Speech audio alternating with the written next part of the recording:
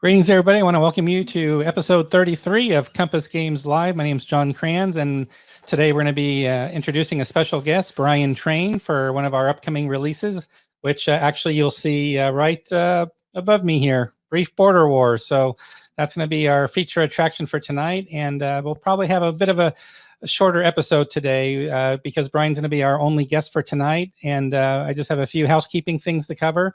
So just a reminder for those joining us on Facebook Live and on YouTube Live, thanks for being here. It's great to have you. And we met just a week ago when we had Ty Bomba on with Bill Thomas, owner and president of Compass Games. So got a lot of good feedback with that session. I hope you're going to also, I know you're going to enjoy this session as well, because we're going to be getting into our upcoming release, Brief Border Wars, which we've got a lot of questions on as we get closer to release. So just a few things to cover really quickly is our schedule coming up. The big news is that we released Decision at Kasserine. So people have started receiving the game just a few days ago. And, you know, so far the initial impressions about the packaging, the maps, the counters, you know, overall quality, we're really happy to see that. I saw one comment on Facebook, I think it was Facebook, yeah. They said they read the rules online and they said, oh, I actually understand these rules after one pass. They're really digestible, so maybe I'll consider buying it. So really great to see that feedback. And again, the rules are available online for Decision at Kasserine. So we just released that last week. If you're not familiar with Decision at Kasserine, it was a original release from 3W magazine in the early 80s, I believe.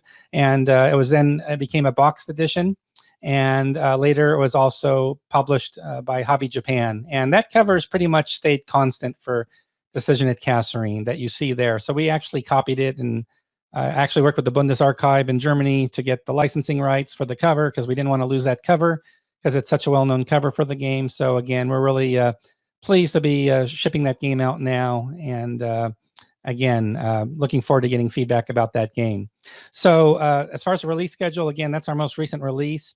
We announced last episode we had some new items we added to the pre-order list, which were the second printings for some new reprints. So I won't get into those details now, but if you go to the Compass homepage, you'll see under those 4 items that are our most recent pre-order items, those are all going to be second printings of games. There's 4 of them. So again, please check out the website. Our schedule since last week has not changed, so there's no update to give you. Next up for release this month actually is going to be Brief Border Wars. So we're going to be spending a lot of time on that. And then we have Brotherhood and Unity. So actually right above me, you can probably see the partial cover of Brotherhood and Unity. A lot of people have been looking forward to that release, and that's going to be coming out in June as well. And also we have Paper Wars 85 Hannibal, and so that will be our next Paper Wars issue. So all those 3 items are for this month, June. So pretty busy June coming up. And then for next month, for July, we have 3 items scheduled. We have Dawn's Early Light, CNC Tricorne Jacobite Rising, and The Korean War by Joe Bukowski. So I did want to mention some things quickly, just as far as those list of items, and again, they're on our website, is we have Tricorne Jacobite Rising is still available today as part of our Kickstarter. So I'm going to go ahead and I just want to show that just briefly to you, just so you're aware of it. So I'm going to bring in my screen here. And again, bringing up the Kickstarter page. I want to thank you because we've had a really good response. We use, just so you know, we use Kickstarter, not in the traditional sense, as far as a lot of publishers will use it with add-ons and goals, you know, targets and goals for add-ons, different levels and tiers. We see Kickstarter as another marketing vehicle to help us for certain titles that we consider to be good crossover games, you know, a combination, you know, between war game, towards the Euro game, going towards the Euro game crowd. So these will be all the games we have with mounted maps, etc. They might not be the traditional hex-based war game, for example. So we've had games on there like World War II Commander, Battle of the Bulge, Dawn's Early Light, for example, and then of course now Jacobite Rising. So Jacobite Rising's done quite well with quite a few backers. And again, if you pre-ordered it on our website, you're already all set. You don't have to worry about any type of a pledge if you actually pre-ordered through Compass's site directly. So this is going to be a module that you want, you're going to need TRICORNE American Revolution. So again, this is actually this is a standalone game rather. So to be clear, what's nice about this is it's a standalone game. You don't need the American Revolution if you don't own it. I was getting confused for a second because I know we have another, we have the Combat 2 game coming, and that one does require the original Combat. You need both games together, but for Jacobite Rising, this really is just a plain standalone game by itself. Don't have to have the American Revolution title. So again, please check out the Kickstarter. It's got 2 weeks or 14 days left to go, but we appreciate the support. And again, we're looking forward to releasing that game very soon. Other things I want to mention as well quickly is we have our Compass Games Expo. Yes, we're launched, have gone live. We've also got people already registered for it. So we're updating the site. We've got 13 attendees already registered, and we've got the game signups listed as well. So it's a new venue that we have for this event, Comfort Inn and Suites. And this is not like your typical Comfort Inn and Suites. It's not like the hotel. This is actually more of a banquet space type hotel. So if you can see from the photos there on the website, it's actually got a really nice ballroom setup. It also has additional space. So for the first time this year, we're going to be doing some seminars. So we'll do, for example, a Compass Games update being the sponsor. And then we'll have some designers also available, and they'll be doing some brief sessions as well as far as works in progress or any game series, etc. So if you haven't had a chance to make it to Compass Games Expo, I think the most compelling reason I would say to come is you can expect to get 50% off all Compass products pretty much. And Bill even mentioned he might go with deeper discounts for this year because we did the special, we had that big special sale while people were doing social distancing for the past 2 months. So people always rave about being able to pick up so much product at such a great price. It's our way to say thank you for your support for those that can be there. So again, that's a little bit about Compass Expo 2020. You'll see it from the website. Just hit Expo 2020 link and you'll be all set. And finally, Paper Wars is worth mentioning because we're going to be entering into a new subscription fairly soon. We have issue 95 coming out shortly, and then it's going to be 96, but we are taking subscriptions now for issues 97 through 100. And actually, issue 97 will be the first issue where Ty Bomba, editor of Paper Wars, that will be his first full issue. And this sort of represents the transition of Paper Wars into a Compass Games in-house magazine, fully supporting Compass Games products, etc. So, and Ty did talk about that. If you check out our episode 32 last week on our YouTube channel, you can listen to what Ty had to say about that transition and what you can expect from the magazine. So again, I hope that information is helpful to you. And I'm going to stop my screen sharing just for one moment, just to pause for a moment. And I want to mention we had over here War and Pieces live. So I want to give a shout out to Rob Orm for War and Pieces live. So really appreciate that was an opportunity for Bill Thomas to be on with him. Last week was the broadcast. We tried to post on social media to let everybody know that we were featured as special guests on War and Pieces live. And you can find that on YouTube. Just do a search for War and Pieces and Compass Games, and that will take you right to that episode. And also, I want to give a hat tip to Dan Picaldi. He actually approached us about having the opportunity to be a featured guest on that show with Rob. So thanks, Rob. We appreciate you taking time out of your schedule to allowing us or allowing Bill to speak on behalf of his company, Compass Games, and talk about Compass, where we're going. And Bill answered a ton of questions last week. So please do check out War and Pieces if you can on YouTube. And with that, I think we're going to move on to our featured guest. So again, really excited to get right into it. So as I mentioned, we're talking about brief border wars, right? So let's go ahead and do this properly. So I just want to welcome Brian Train to our episode. And Brian, are you there? Can you hear me okay? Yep. Can I speak? There you are. Too? Am I unmuted? All right. You're unmuted. There you go. I had you hidden. So and probably that's a good thing because you would have been going crazy listening to me for the last 5 minutes trying to cover our schedule and our last episodes and Expo and everything. So I always try to get some housekeeping out of the way, some quick updates out of the way. but now we're going to get to the meat of it. So I know we got to. It's okay. My parents always said I should be neither heard nor seen. So. Oh, well, I'm afraid that plan's going to change now. So what I want to do is let's start with some good introduction here. So what I would like to do is just if you could introduce yourself to everybody in case they have not come across your many, many titles that you've published. Just give a little background, maybe where you're based out of and what you do typically, day to day, 9 to 5, et cetera, 8 to 6, whatever it happens to be. Just maybe a little background about your personal life. Sure. Okay. Well, probably a lot of the people tuning in may not have met me in person, but they've heard my name.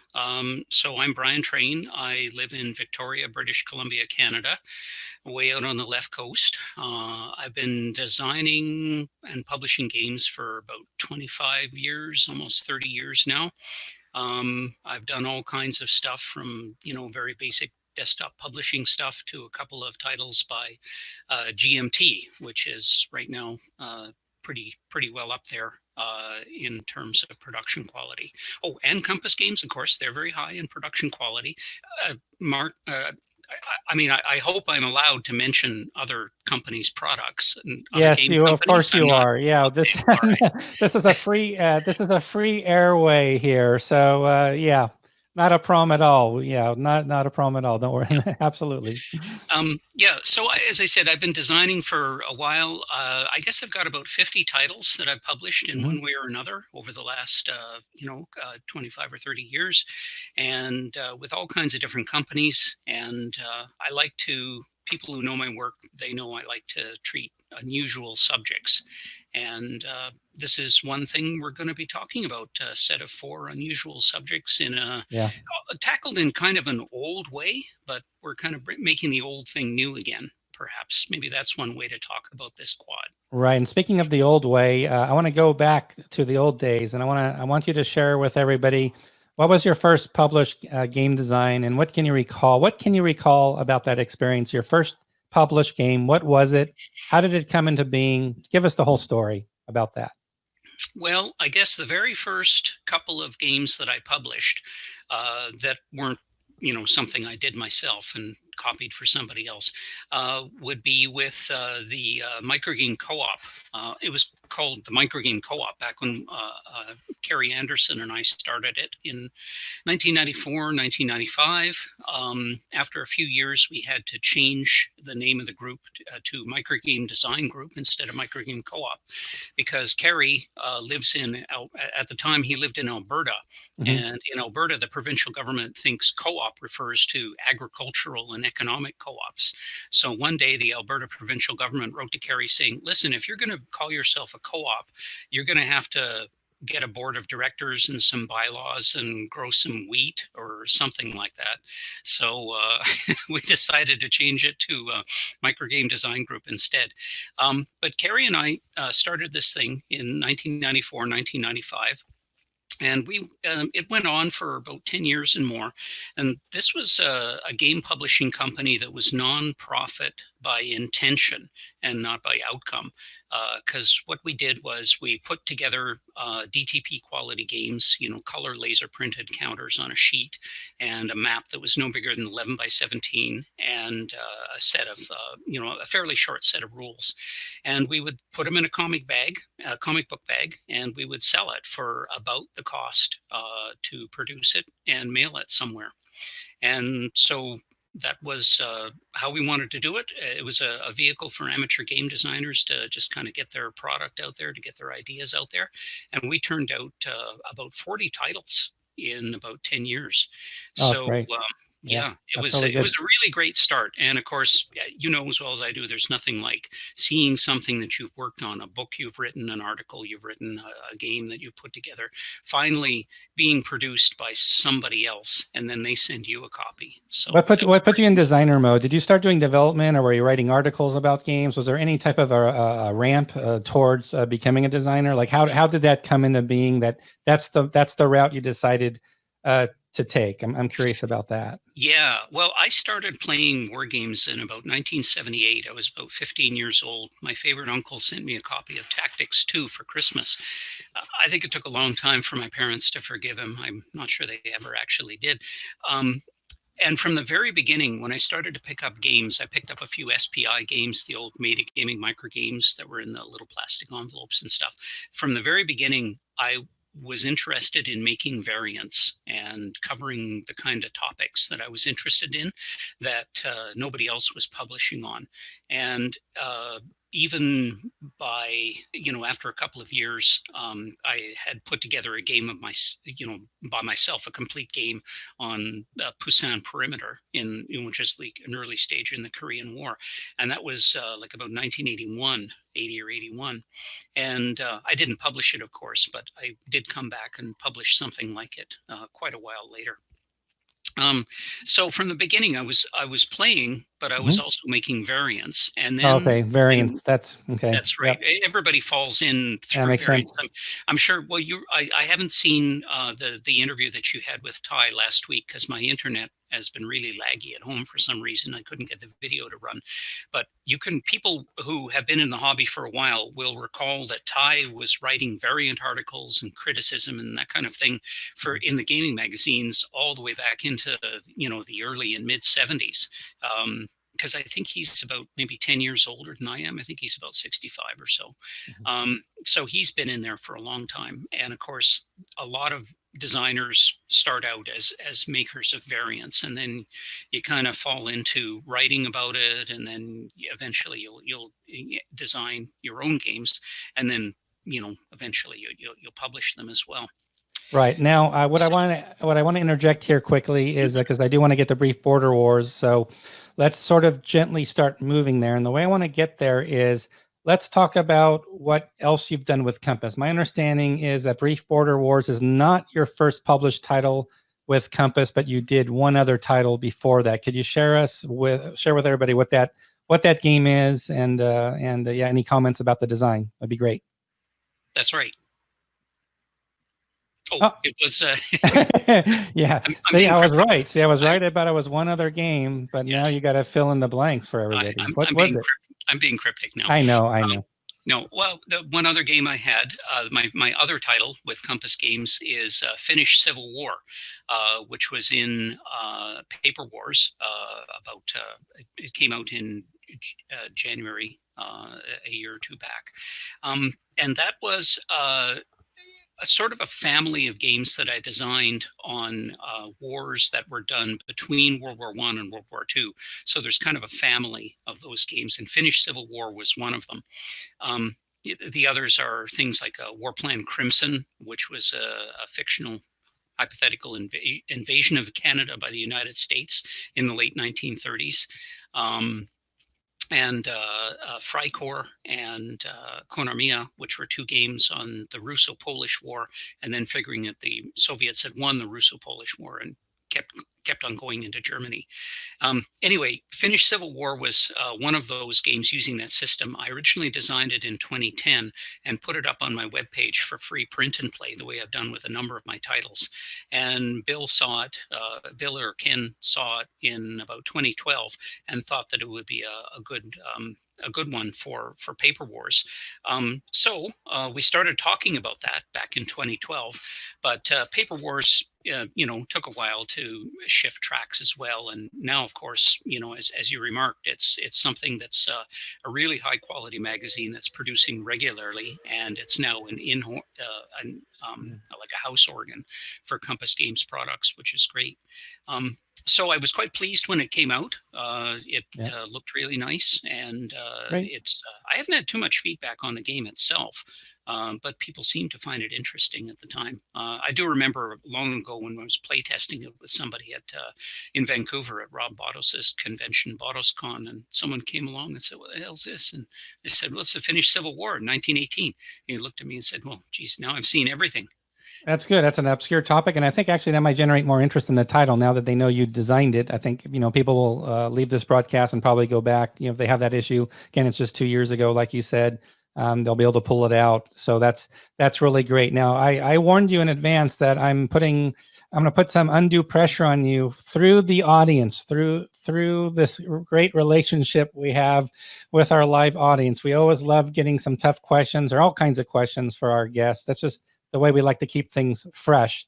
So what I'd like to do is give you the first question from Nathaniel Robinson. So he's asking here, he notices, like many others, that you are designing these games around obscure topics.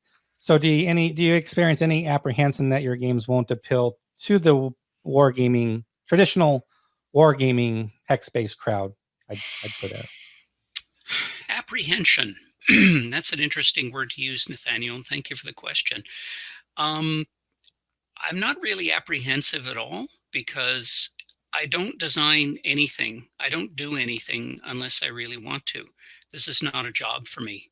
It's a hobby that, which after a long period of time of design and work might pay for itself in a good year, and I don't count on having too many good years. So I rarely, if ever, undertake a topic with the thought, are people going to want to buy this? Are people going to want to look at this?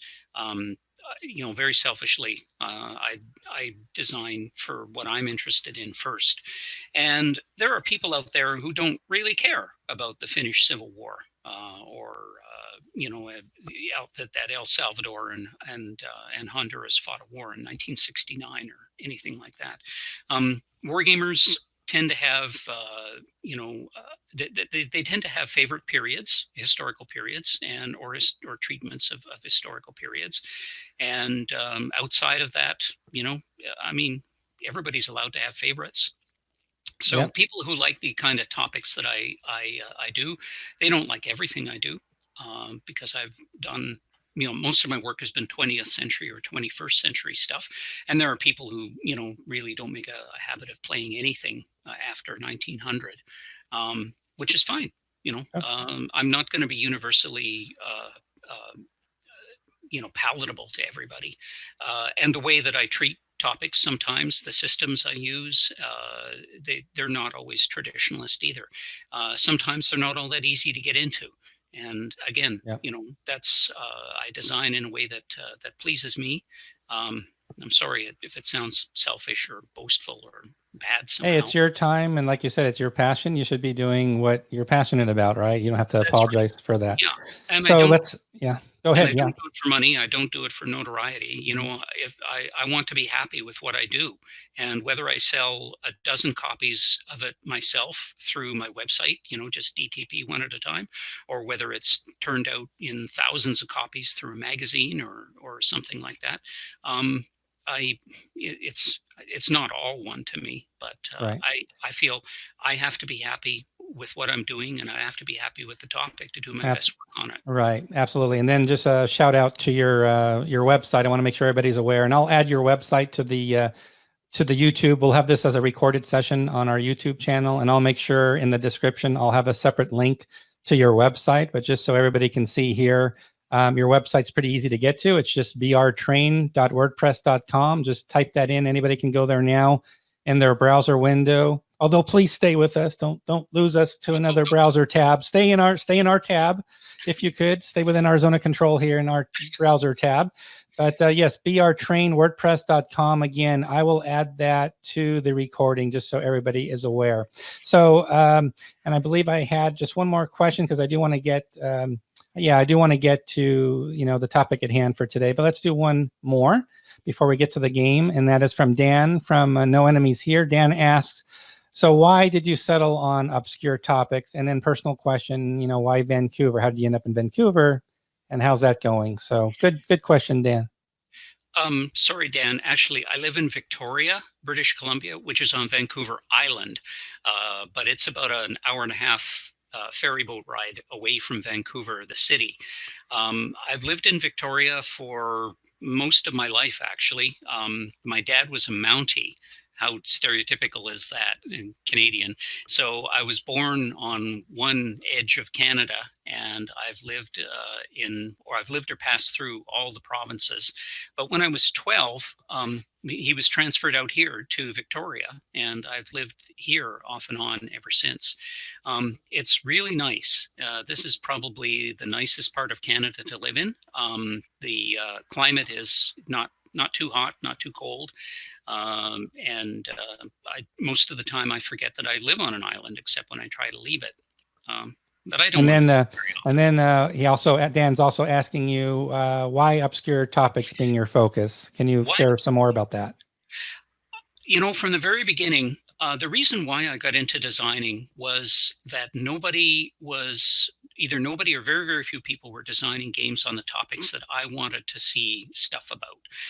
I started in the late 70s and early 80s, for example. I was interested in contemporary wars.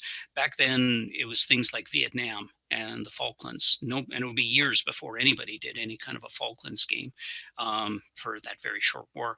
And as far as Vietnam goes, that was an interesting conflict, but hardly anybody had done anything on it. And so I was wondering, why aren't people doing stuff on contemporary things? Why aren't they doing these more challenging topics? Why is it always another Waterloo, another Gettysburg, another Bulge? Although I should talk, because, you know, even I've done a Bulge game. Even you have done a Bulge game. Well, let's talk about another game you've done that's going to be coming out here in a matter of days. That's our first scheduled release for June out of 3 titles. So that gives you an idea how soon this one should be coming out. So Brief Border Wars is a quad game, and I know you'll correct me if I'm wrong. It's based on a shared system. So there's basically a system rules, much like the SPI quad. So I'll just throw out one: Army Group South or Modern Battles quad, you know, you name it. Basically, you've got a set of system rules, which are like 4 pages long only. And then you've got the dedicated rules for all 4 of these different engagements, which are, I think, no more than 4 pages, because you've got designer notes also in each one, etc. So again, Brief Border Wars. While I'm showing this title, could you give us just a high-level overview of the 4 battles, or the 4 wars, border wars, and why you picked these 4? I think that is going to interest a lot of people. So spend what time you want on that. Yeah, sir, no problem. So I love the old SPI quads, and as you can see by the cover design, I browbeat the artist Mark Mahaffey into putting something together that looked like the old SPI quads. This is a little different in that there's a fairly simple system of core rules, and you have the 4 games that each have exclusive rules that embellish the core rules. So the 4 battles, or 4 conflicts that we've got, are El Salvador and Honduras, 1969. That's called the Soccer War. The Turkish invasion of Cyprus in 1974. The Third Indochina War between China and Vietnam in 1979. And finally, the Second Lebanon War in 2006. So these were the 4 that I chose out of a lot of topics that I was thinking about at the time. And the criteria that I applied were that, first of all, the conflict should be really short. So like a matter of days and weeks, as opposed to months or years. So, for example, the 1969 football war between El Salvador and Honduras is one of the shortest wars in history. It was about 100 hours. 100 hours. 100 okay. hours. Yeah. Yeah, it was about 100 hours before the Organization of American States stepped in and enforced a ceasefire. So very short, and the longest of them would probably be the Third Indochina War, which is about 3 weeks to a month. It's around that time. True to its title, Brief Border Wars. True to its title. Absolutely. So they had to be short. There had to be a definite beginning and end to the fighting. So in 3 cases, the fighting is ended by some kind of a UN established ceasefire, something like that. And in 1979, for example, the Chinese they turned in, they turned in a pretty bad performance in northern Vietnam, and then they said, "Okay, well, we've taught you your lesson, then we'll leave." So a definite. So first of all, very short, beginning and end, definite beginning and end to the fighting. The fighting had to be constrained physically or politically in some way. So it was restrained to like a particular section of the border, or there were certain political constraints, so that one side or the other couldn't go all out. So there's those particular criteria in the game as well. And then finally, that at the end of the war, that you have pretty much, the status quo that you had before, or some kind of a stable end state. So with the soccer war, the border ended up pretty much exactly as it was in the beginning. With Cyprus, it ended with a stable situation that with a green line that was imposed by the UN, but the Turks were in possession of, like the north 40% of Cyprus. And with the Second Lebanon War, of course, there were no adjustments to the border, but Hezbollah got smacked down and stayed quiet for the next few years. And again, just to provide people more information, again, I have here an example. This is the back of the box, obviously. So you can see that now on the website. We added that earlier today. So obviously we've had the front cover for the game, but today we went ahead and added so you can get more information about those 4 battles, everyone. If you've got the game coming to you soon, or you want to find out more, please check out our product page. Here you can see you'll have more information about the game. And yeah, it's meant to be really quick playing. I think there was even a comment that it could be played over a long lunch, maybe 2 hours or less. Is that an accurate statement, Brian, that it could be yeah, played pretty fast? I think so. Once people understand the system, which is card driven, and it's fairly simple, and the game bumps along. Each game is 7 turns long, and that's dictated by the number of cards in the game that drive the action. So once you're familiar with it, or you played the games a couple of times, once you got an idea of what it is that you want to do, it wouldn't take you very long to play it, an hour and a half or 2. Right. It's one counter sheet only for all 4 games. So it's meant to really be a nice, I don't want to call it a pocket game, but it's not even a series 120, but it's really meant to have a small footprint. Very, very much a departure from, say, coin series styles games that go much deeper, much longer to play, multiplayer, etc. This is more of a quick get into it, try something unique battle.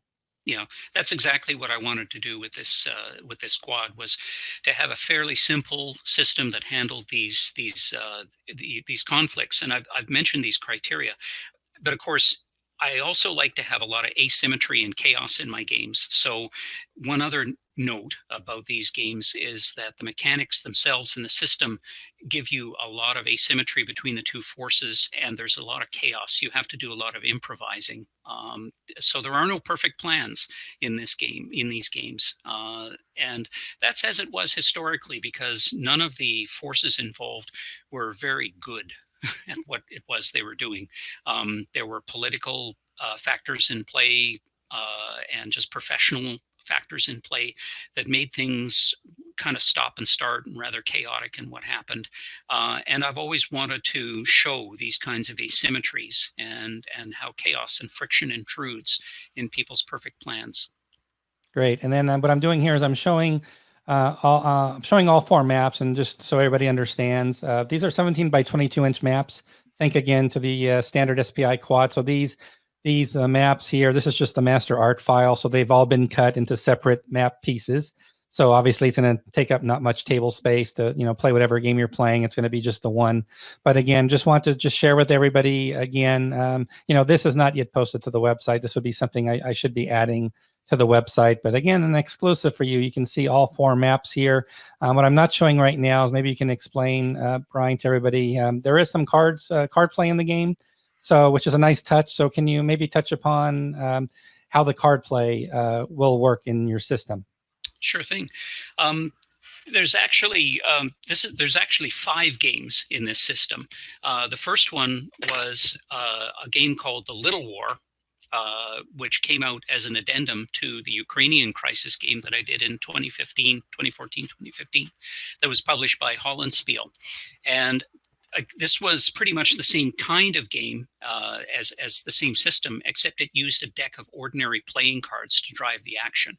And how it worked is, there's 54 cards in a deck of playing cards. There's 52 playing cards and 2 jokers, right?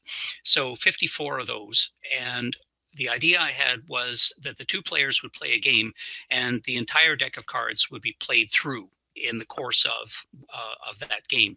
So each side had the face cards were sort of special cards where they could do things like refit or realignment or recover for their forces, that kind of thing, and they could be played discretion at the player's discretion. And then one side would have the red cards and the other side would have the black cards. And for the red side, the hearts would be movement, relating to movement, and the diamonds would be relating to combat. And for the black, player, the two suits would do the same. And finally, the two jokers would be random events.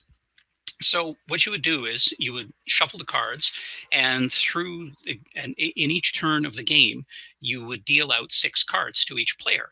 Now, so one player would get the red cards, the other one would get the black cards.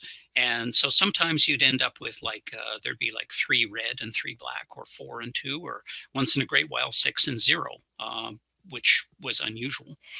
But it could happen, but it doesn't matter if if it does, because you'd get a good chance of getting all 6 later on. Anyway, the idea is that each turn you get a hand of cards, and you have to do a bit of improvisation as to how much moving or how much fighting you're going to do. So that was the trick with the original game, The Little War. And the biggest change in moving from that game to this quad is that instead of a deck of ordinary playing cards, although the game is perfectly playable with a deck of ordinary playing cards, instead we have these special cards, which is where each card has 2 values. So it has a movement value and a combat value. And the movement value is how many units you can move. The combat value is how many units you can use to fight. And none of them are even. So you'll get a card with a high movement value, but a correspondingly low combat value. So you're never stuck completely in that you can only move but not fight, or only fight but not move. But the kind of efficiency that your war machine has is going to vary an awful lot from one turn to the next. Okay, yeah. And then you mentioned earlier, so this Brief Border Wars is not, if I understand correctly, this is not a brand new design in terms of concepts and mechanics that you've come up with. I think you just mentioned earlier, you showed that game. So I think this system here, although this is packaged differently, like with the custom cards and things like that, this system, can you talk about where this system came from, what that previous title was again, the evolution of what got us here to Brief Border Wars? Sure. I mean, the Little War was, one day we were horsing around on Consum World, and somebody was talking about, why didn't somebody ever do a game about the Teschen War of 1919, and which was a fight between Czechoslovakia and Poland, I think, in 1919 over a very small part, the town of Teschen, between those two countries. So people were just batting back and forth these sort of obscure conflicts, and I thought, oh well, why don't I do something on that? That's pretty obscure. And then I looked at it and I thought, that's not so interesting. And then I discovered that in March of 1939, Hungary and Slovakia fought a war for about 1 week. And so I thought, okay, I need to, this looks like an interesting topic, because it was 1 week long. Neither side was particularly good at fighting, and neither one was particularly organized, because Czechoslovakia was falling apart at the time because it was being occupied by the Nazis. Meanwhile, Hungary had these territorial ambitions, so they wanted to snap off a corner of eastern Slovakia for themselves. So improvised forces on both sides, fighting in a very improvised way, a very definite period of 1 week of fighting before the Germans intervened and shut it down. And I thought, okay, I've got these restrictions in place, and I was kind of interested in the idea of using a deck of cards to drive the action. And I see that someone has made a comment about Paul Rohrbaugh and the way he has used a standard deck of cards in many of his games. This was not inspired by that. This was something, I was working on this back in I don't know, 2014 or 2015. So a few years ago, and I didn't own any of Paul's games at the time that happened to use this system. What kind of inspired me was actually I'd run across a couple of miniatures rule systems. Which some miniatures rule systems use a standard deck of playing cards as a way of generating random events or reactions to units when they meet on the table and that kind of thing. I always like looking at miniatures rule systems because sometimes there's some really interesting ideas in there that are quite applicable to a map and counter kind of game. And that was my original inspiration for that. Right. So Paul doesn't need to take offense or there we go, or feel flattered either way. It's, you know. Yeah, that's great. So actually we had a few more questions. So I'm gonna actually open it up to, I want to thank everybody for joining us again tonight on YouTube and Facebook Live. It's great to have a live audience and makes things very lively. So there's a few questions I'm gonna go through here. Mostly, of course, are gonna be for you. I'll take just the first one here. So Kev Sharp is asking how many copies will be available. So just in the true spirit of Brief Border Wars, we're doing a brief product sale. So you only have 5 days to order this game and then it's gone. So it's brief. It's going to be a brief publication. You only get 5 days to buy it and then that's it. We're done. So well, who gets all the unsold copies? Yeah, well, we're going to just sell out in 5 days, right? That's the plan. So no, seriously, obviously we'll, we have probably 4 digits behind this. Usually Compass Print Run. I don't get into too many details, but we don't look for a pre-order number to hit. We do the commitment to publish, and then whatever pre-orders come in, that's great. And if we get a lot of pre-orders, maybe that helps us decide how much to do in inventory. But the main point is you've got 5 days to buy it before it's all gone. So that's my official answer. I'm going to go with that as my official answer. Hopefully Kev will accept that, right, Kev? And you'll buy it within 5 days. So let's move on to some other questions here for you. From Mo's Gaming Table, Mo wants to know what's the strangest conflict that you've ever wanted to do a game on but haven't done it yet. That's a good question. That is a good question. That's a good question, and I don't have a good answer. You better think of one. I mean, we're gonna have to cut the broadcast here. We're gonna think on your toes here. You've done one game. You told me you did a design in 48 hours before.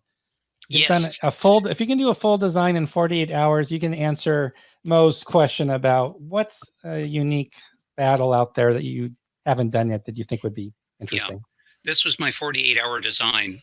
This Ukrainian crisis game, I put it together in 48 hours over the very weekend of the Crimean referendum when it looked like the Soviets were going to do something overt. But there have been so many strange conflicts over the years. Mm-hmm. And I'm always thinking of topics, but which one would be the most standout, weirdest one that I would also want to do something about? I don't know. I like unusual topics. Unusual topics don't always lend themselves to good games or interesting treatments, though, either. So I haven't done everything out there.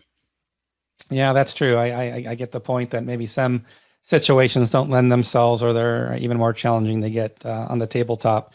So what I want to do now, since you've done such a compelling job talking about Brief Border Wars, and I think you've got everybody excited about a game that's going to be shipping shortly. So great job on that, and great background about your background, obscure battles. People know a lot more about you now, I think, for sure. So one thing I want to share with everybody is one thing we're looking to do at Compass Games is, whenever we have titles that we see are going to do quite well, for a first release. So examples would be like some good examples. I'll try to name a few, like Battle Hymn by Eric Lee Smith. We want to follow that on with a second game, and so make it a series. We got Jacobite Rising coming out now. Obviously, Combat. We have a second game for Combat with additional expansions and modules, etc. So I did share already with Brian in the last few weeks that we definitely see we're excited about the potential of the series. Simple playing games, interesting situations, fun to play. So, we've put the challenge out to Brian. The gauntlet's been thrown at Brian to come up with a second quad game on Brief Border Wars. And tell me what you told me when I said that we would like to follow it up. What was your response to me on that? It was some variation of, way to put me on the spot, Krantz. No, it's, I think, well, I mean, it's a proven system. You know, I'm satisfied with the way the system works. It's certainly shown that it's really flexible to carry on for a number of different conflicts. It would be difficult to pick another four. I think that would be really compelling. I see some people coming up with some suggestions in the comments. I did name off the criteria that I'd like to use. I'd also like to put in another criteria post 1945, because Okay. I generally, or you know, or at any rate after World War One, I generally like to work in sort of the 20th or 21st century. There's an awful lot that I could have picked and chosen over, and I did put a fair amount of thought into these. I hope people will find these interesting, and not too bizarre. So yeah. Yeah, no, I would like to do another one of these. It would be easier to do because again, we've got the proven system, we've got the core rules are down, we got the components down, and I think people will find when they get copies of this game just how flexible the system is because of all the different ways that I've managed to work in kind of the asymmetries between the combatants, both in their force mix, but also in how they have certain advantages or disadvantages that are implemented through the game's mechanics. So yeah, why not? Yeah, so I want to let everybody know too. So everybody has been, I think we've really been fortunate, and I've seen this sort of on the uptick since I joined Compass a little over 2 years ago, I think, that we're getting really, really strong customer support. Like if we put any request out for help, I got 20, 30 responses for proofing counter sheets for an upcoming game just in the last week. So it's amazing, and which you know how hard of a job that is. It's 5 counter sheet game, and people are like, yeah, sure, I would like to have some needles in my eyes for a few days. So it's amazing, the support we get, which helps us have a better game in the end. So I think the call to action here is, as you told me, is you wouldn't mind getting some help if people have ideas on post World War II situations that would fit this brief border wars, system and mechanics, etc. And there's probably quite a few out there. People are already trying right now their best to give you some ideas. But after this show is over and people watch the recording, it'll be great if people could just contact us, and they can contact me directly, of course, by email or just post on Facebook or on our forum, on some World forum. But it'd be wonderful for people, if they have any ideas. Here's Nathaniel again with another one. So, just if you guys could for us, Brian's being very serious. He's like, this is a tougher assignment now to come up with 4 more. You don't have 4 at the tip of your tongue right now, Brian. Is that correct? Actually, I've been thinking of some, but there were a couple that I had thought of. I thought of doing maybe a couple of other Latin American conflicts, like 1995. There was the Cenepa War. I actually had an idea the other day to do one on Red Vienna in 1934 to see how this system would work on showing asymmetric, irregular combat in a large city, which is a favorite topic of mine and something I'd really like to do some more work on. And then there are African conflicts as well. Nathaniel has pointed out sort of Eastern Africa ones as well. But again, I would have to think about this in terms of the criteria. Got to be a short war, definite beginning and end, and between 2 countries, and just some constraints. So, Yeah, great. So anybody out there, please, if you have any ideas, just let us know. Don't be shy about it, because you guys have really helped us with ideas. I mean, some people have even suggested games that we've done as new editions, etc. As please do a new edition of this or that game, and we've made it happen based on customer feedback. So Mo's got another question. This is an excellent question, Mo. So this should actually probably come up earlier, and it comes up really with every game. Every game at Compass, we have sensitivity about how solo play when it's meant to be a 2-player game. We also have pure solitaire games like what Gregory M. Smith does all the time. But so yes, let's go ahead and address Mo's excellent question about solo play. Is there any hidden chits? Are there things that could get in the way? What's your response to Mo's question there, Brian? I think they play quite well solo. As I mentioned at the beginning of a turn, each side gets a number of cards, but that's not really, it's not critical hidden information. And these games play perfectly well solo. You can just deal out the cards, the 6 cards that go to either side. And the way the game proceeds is both sides play 1 card in alternation. So, one guy will fight, the other guy might move, or maybe they both might fight, that kind of thing.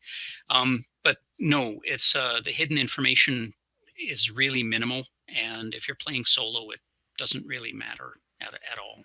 And it can be quite a challenge actually when you're playing even solo, because as I said, you get this random hand of cards every turn, and on both sides have to do some kind of improvising. Mm-hmm. Oh, great. So yeah, so solitaire play. Yeah. So that's good for people to know that, oh no, there's all these limited hidden things going on and it just doesn't work. So I think that's an important message. And maybe I need to check the product page. Sometimes we don't say too much about how does this work for solo play. I think it's a good idea.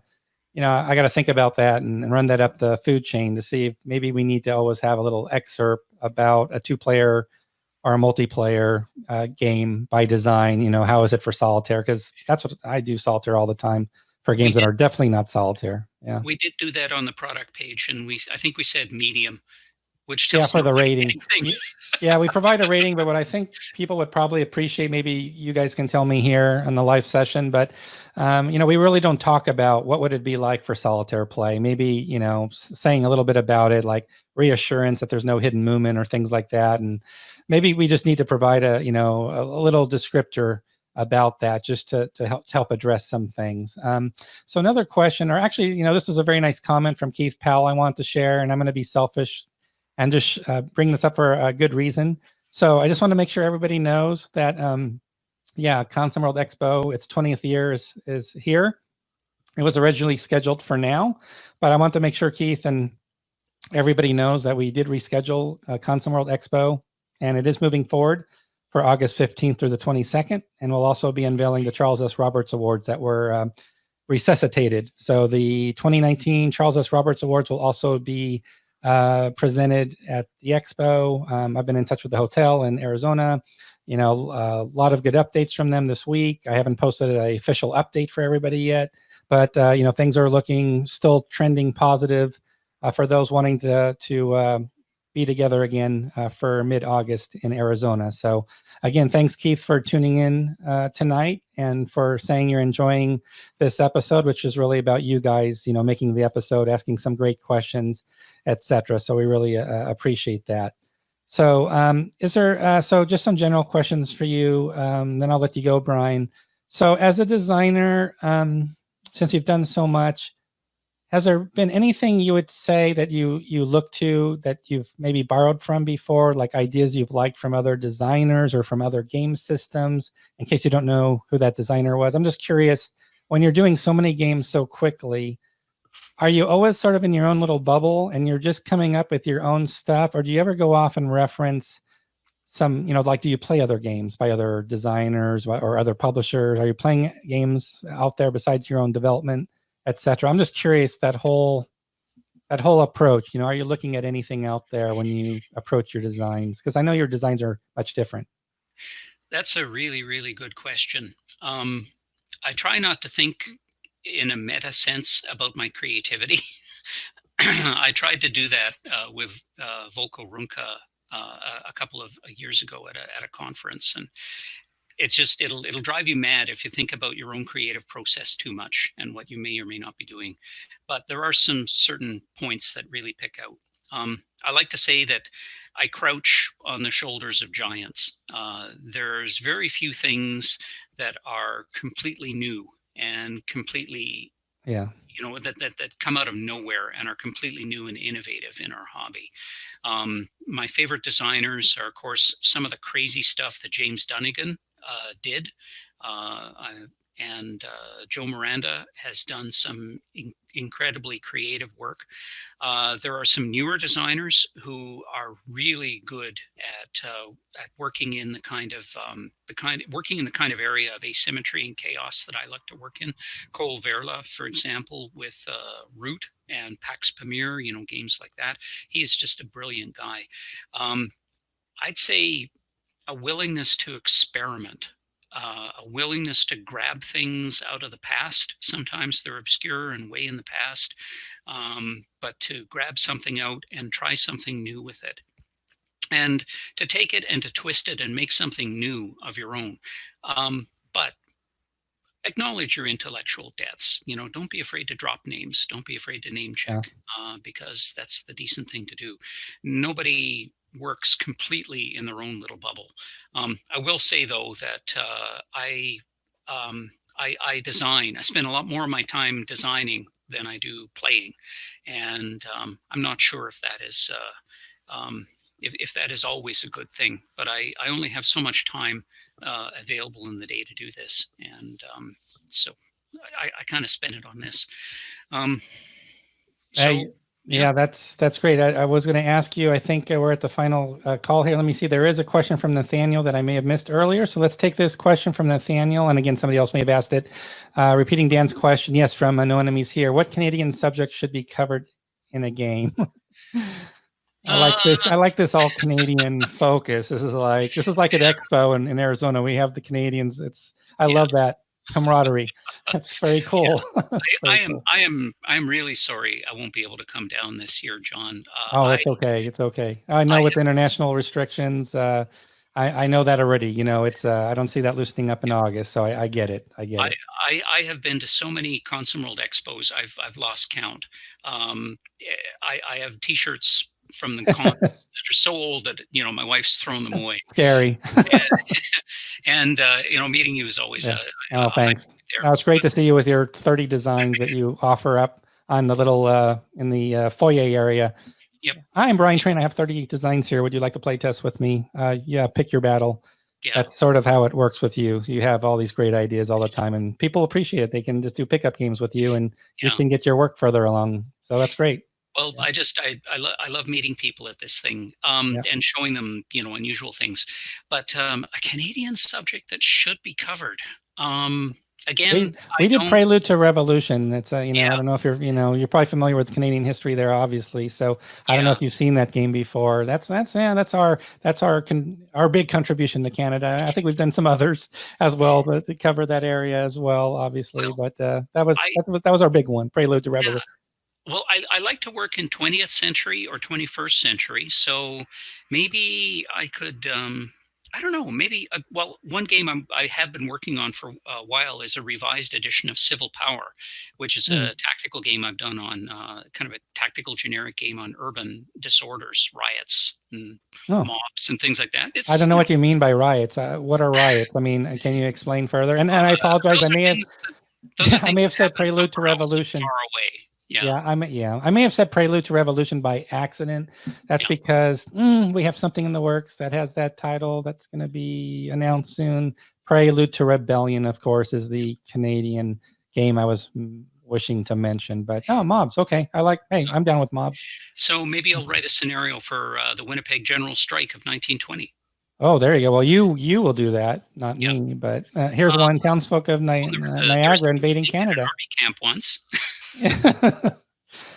We have some creative people out there. Looks like if I leave you in a room with these guys right here, you're going to get some good ideas. So, hey, I just want to take a moment. I hope I asked some good questions. I know everybody did a great job. All pressure is off me because I can just rely on this audience who does just a great job. Every session we get some great questions, and I think we give you some challenging questions too that made you think a little bit. We had one question we stumped you on about what's that one obscure conflict you haven't done yet. So I think our audience delivered again tonight. So I just want to take this moment, Brian.